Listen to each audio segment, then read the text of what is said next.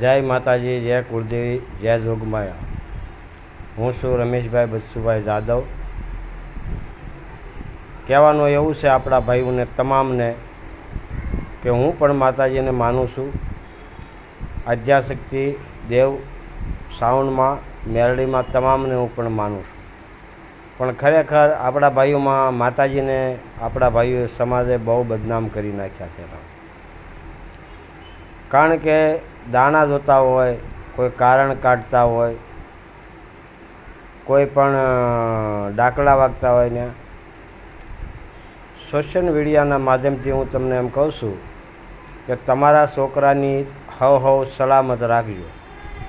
તમારા છોકરાને આવું કાંઈ જોવા દેતા નહીં.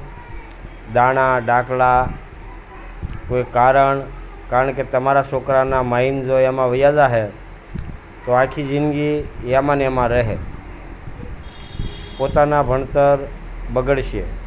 એટલે છોકરાને આવું કાંઈ જોવા દેવું નહીં. પોતાના છોકરાને તમારે આગળ લાવવા હોય તો. નકર પહેલાંના વખતમાં આવું બધી વસ્તુ જોઈને આપણો સમાજ હજી આમાં ઠઠ્યો રહ્યો છે, આગળ કોઈ નીકળ્યું નથી.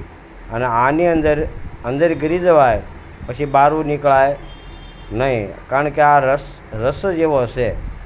2 દી હોય, 3 દી હોય, 4 દી હોય તો 3 4 દી બધાના ધંધા બંધા ખોટી બધું થાય તો બધાને મજા જ આવ્યા કરે આપણા સમાજને. બોલો, વિચાર કરી લો ભલામણા.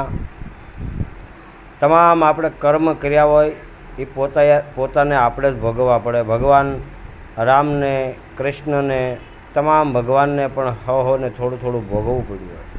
મહાપુરુષો સાધુ સંતોએ ઘણા ખરાએ આવા કર્મો ભોગવ્યા છે. એવા મહાપુરુષોની વાણી છે.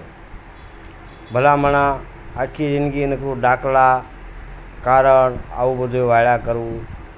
માતાજી સાઉન્ડામાને આદ્યાશક્તિ જ્યાં સૂર્યનારાયણ ઉગે ન્યાનું સિંહાસન છે, જ્યાં સૂર્યનારાયણ હાથમાં ન્યાના પગ છે. જેટલો પવન આવે એટલો એનો ભૂજાવું ન આવે. હવે આવું તો આદ્યાશક્તિનું રૂપ છે માં સાઉન્ડામાનું. હવે તમે વિચાર કરી લો, એને તમે પાટે બેહારી દો, પાટની હેઠે બેહારી દો. હવે આવું તમને હાવ મગજમાં ગરી ગયું, હાવ ખોટું. કારણ કે સાઉન્ડમાંને અમે ચોખા કરીને અને પાટે બેહાર્યા.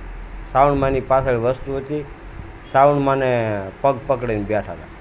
જો ભલામણા આ રીતે માતાજીના કેવા માતાજીની ઉપર આવા બધા કોચિક કરે છે. વિષય કરો, મહાન પાપ લાગે. માં જોગવાયાનું નામ દઈ ગમે એની મઢે જોઈ તો ગમે એ મઢે મેરડીમાં તો નીકળે જ. લ્યો, એક મેરડી હતા ને મેરડીમાંની પાછળ એક વસ્તુ હતી. ભલામણા આપણા વડવા બધા આમાં પૂરા થઈ ગયા તોય આનો ત્યાગ નથી આવ્યો. અને આપણે લોકોએ આમાં ગરી રહેવું. અટાણે બીજો સમાજ, ઘણો સમાજ બધો પહેલાં ઘણો ખરો દાણામાં જ હતો. ભલામણા એ પણ આમાંથી હવે નીકળીને અને ધંધા હરખા પકડી લીધા.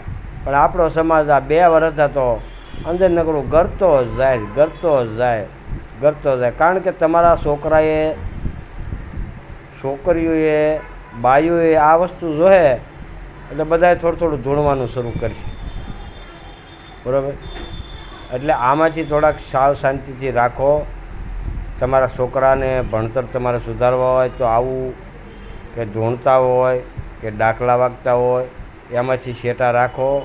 નકર આ પરંપરા આપણે ગૌઢાએ બધું નથી મૂક્યું અને આપણે આ બધું જોયું છે તો એ આપણે પકડી લીધું છે. એટલે આવું થોડું ભલામણા સારા વિચારો લાવો. પોતાએ આપણે કર્મ કાંઈ કર્યા હોય એ આપણે ભોગવવા પડે.